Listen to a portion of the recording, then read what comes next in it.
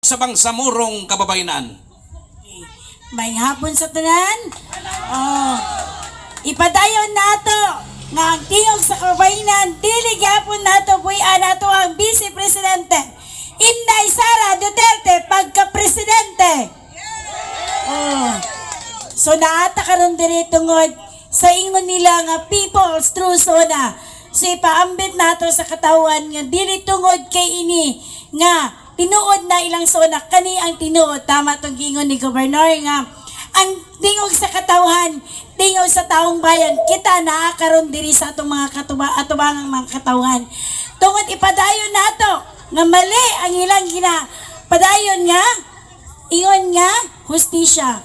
Atong ibalik sa Davao ato ang Alandog Duterte, Mayor Duterte. Gusto ba nato ibalik atong mayor? So karon atong mga kababayan, sipadayon nato atong mga kababayan, we are the women's power karon. Ipakita nato mga kababayan, ipadayon ba nato nga palingkuron nato ang Vice Presidente as President of the Pilipinas?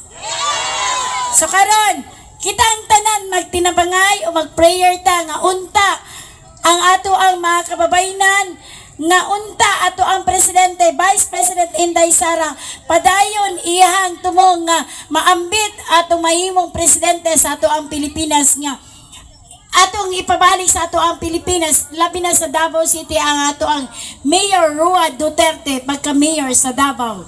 O katulang umay hapon sa tanan, dagang salamat.